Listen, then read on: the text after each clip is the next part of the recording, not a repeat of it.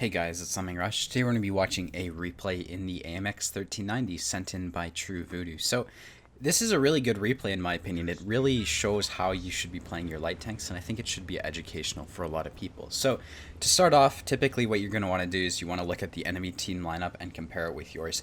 You can see they've got a lot of heavies. This team really doesn't. They have some heavies, but not a lot. So right off the bat, normally heavies go on the 0 line.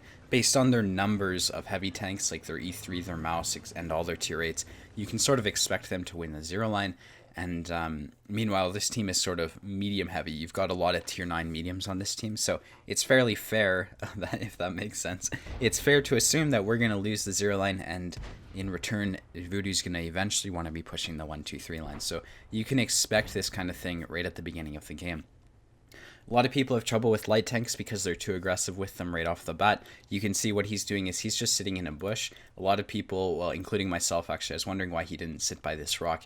He says he gets lit often when he sits there, so, you know, it's to each their own. This bush is working. He's not doing anything like insane right now. Light tanks lose their hit points really easily, so what he's going to do is he's just going to sit in this bush and scout for the first while. You can see he's not even spotting the majority of their team. The T49 is trying to do that, and it's getting him killed. So he knows his tank is useful for the whole duration of a fight, and eventually he spots a bat shot, he puts 2 shots into him, and then he gets out of there when he doesn't want to be scouting anymore. Alrighty, so now that he's sort of left his beginning scouting position, you can only see he only tried to scout for 2 minutes, and even then he didn't kill himself to scout. He's still on 4 HP. He's only done 400 damage and 400 spotting, so he hasn't done a whole lot off the bat. You can see, just like you know, he would have predicted at the beginning of the game, he's probably going to lose the 0 line. You can see the majority of their armor is over there. And really his team doesn't have a lot of armor, so what he's doing is he's trying to push the 1-2 line. Now if you take a look at his team after he clips out this 5120, he doesn't really have anyone with him. So when people try to push their side, like when they spot that they're going to lose the 0 line or whatever, a lot of the times they will push the other side way too quickly. You can see Voodoo gets hit here. He's just going to fall back, he's going to reload, he's going to let his team move up, because he's a light tank, right? He can't go taking too many hits for his team, otherwise he's just going to lose. You can see the AMX 30 starting to join the M46 patents, playing the 1 line. They're going to start pushing this sort of passively. You can see now it's even more clear that they're going to lose the 0 line, even though, you know, you can sort of predict this right at the beginning of the game. If you look at the 0 line, it's pretty obvious that they're going to lose that. So he's putting shots into the Panther. He's not, you know, he's just shooting. He wants to be winning this side of the map before they win the 0 line, because if they get up onto, let me show you right here. If these guys right here, you can see they're all low HP and whatnot. They've got a full HP Mouse, E4, and VK. When these guys inevitably push through, they're going to be faced with a decision. They either have to come back to base, or you know, they're going to push on through. Normally, when tanks get up to this ridge right here, it's very powerful. Like, this ridge is very strong, especially if you can get a light tank underneath here or in this house here. So he needs to be pushing this side of the map before they can get there, so hopefully he can, like, get into their base and put side shots into the tanks right here, if that makes sense. So you're basically going to see something similar to that happen. That would be my plan at this point in time. Obviously, plans aren't set in stone, but that's the general idea. Now, Voodoo got hit by a 54 mod 1 when he was poking the ridge to shoot at the 5120, so he's not being super aggressive here. To be fair, they could have a, you know, unless you have mods or something and you can actively count how many are lit, it's very likely that they have a couple campers ready to shoot at him if he tries to push. So he's doing this really, like, intelligently. Even though he's fucking missing a whole clip right here, he's being careful. You need to do this in light tanks.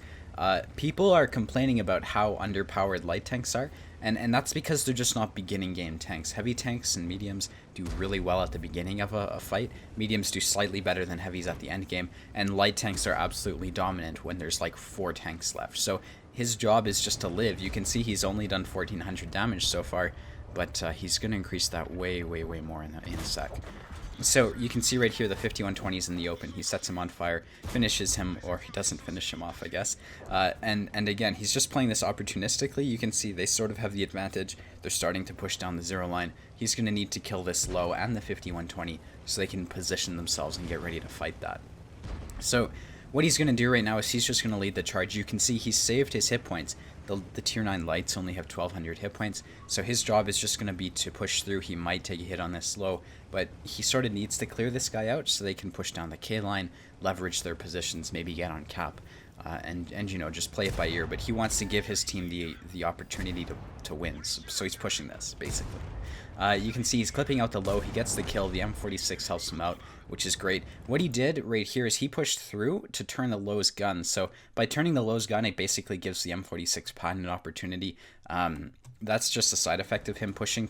I think pushing here was just a good play in general because it made him safe from the 5120.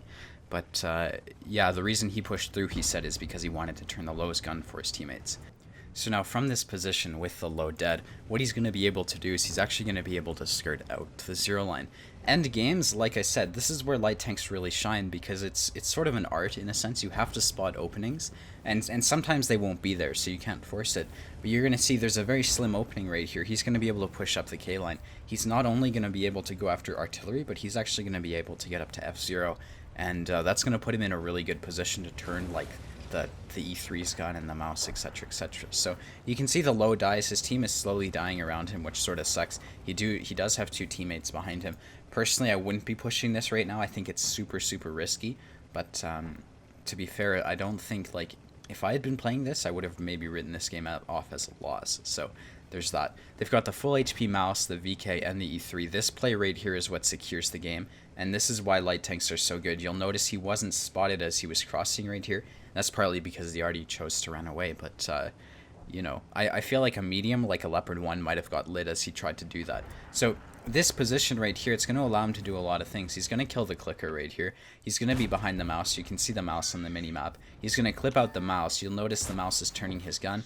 That might give you know, his teammates potential opportunities to shoot at him. He puts 2 shots into him and then the 3rd bounces. And he's going to be able to really leverage this position. You can see the clicker stuns the mouse. He's stunned for a good 15 seconds or whatever. And this, like I said, obviously this is a great position to be in.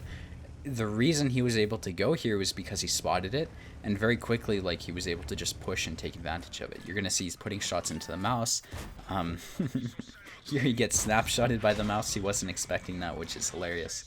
But the mouse is overpowered. I think it's a really good play in general. You're going to see the mouse is going to decide to chase him down. So right here, he's in a very tough position. You can see the mouse is facing him, and as a good player, he knows. You can see that mouse just wants to kill him. So he has to find a way to get out of here if he wants to potentially win this. You can see he was going to try to maybe like run away like this, but the M46 dies, and suddenly that E3 and the mouse are pincering him. So there's nowhere he can really go.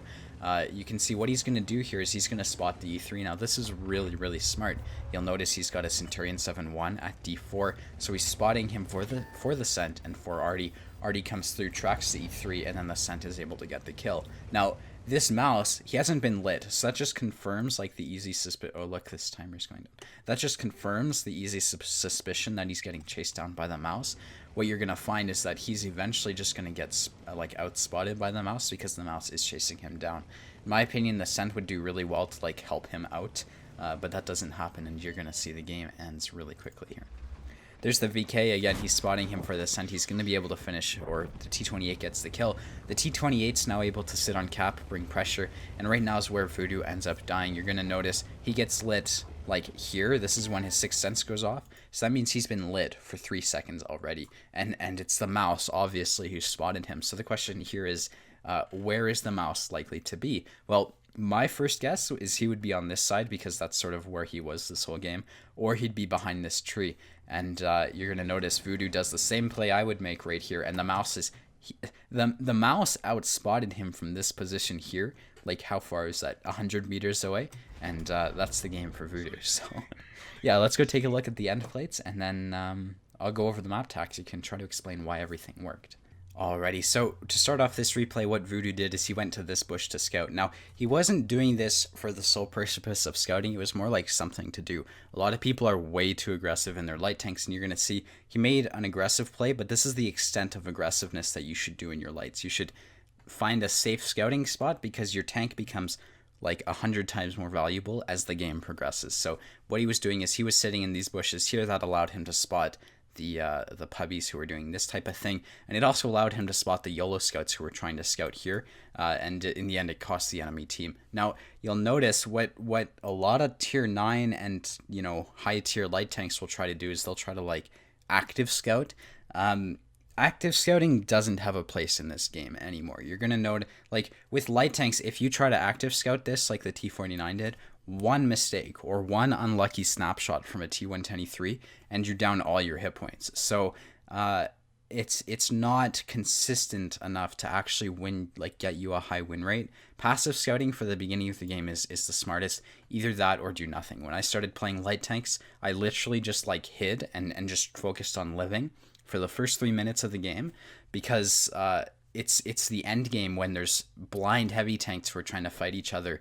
That's when they need actual scouts. So that's what I did for the beginning. You can see his goal right here was to do something, but the primary objective behind it was like just to do as much as he can without killing himself. So after that, what happened is they started to like send their whole team to the 9 line, as you could predict. Obviously, they were going to win this side just based on the tanks they had. So what Voodoo needed to do is he needed to come back to base and start pushing the 1-2 line. And the reason that has to happen is because when they have tanks up here, and if they have tanks like in these areas, they control the entirety of the map. There's very little your team can do. So his objective was to push this side, and once that was done, like once he'd killed the low, the 5120, and cleared out, his half of the map, that gives him a lot of opportunities. You can see when there's like 5 or 6 tanks left, and they're on this ridge, there's a huge opening. Now obviously this isn't going to be consistent, but if their whole team had gone back to base, there would have been an opening up here. There's a lot you can do as a light tank endgame, especially if you have good camo. So his play was to push this side because that was an opening the enemy gave him. He killed the clicker, he got behind them. He was able to turn the E3 because for the Cent 7-1, he was able to kill him. And in the end, that play right here, like him deciding to come back to base and push this side, won him the game. What you're going to find, like, this consistently happens in pubs and it fucking pisses me off.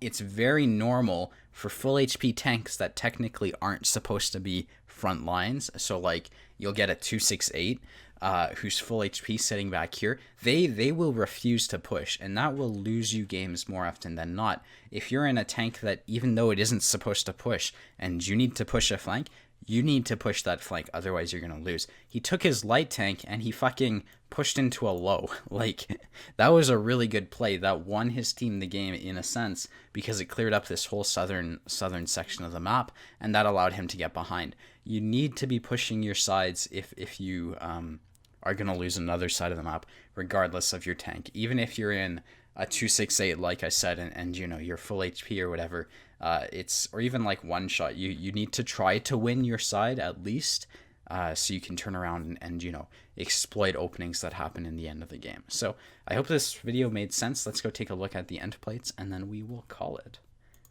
Alrighty, so as you can see, this was a mastery badge, spotter, bruiser. He set a ton of people on fire.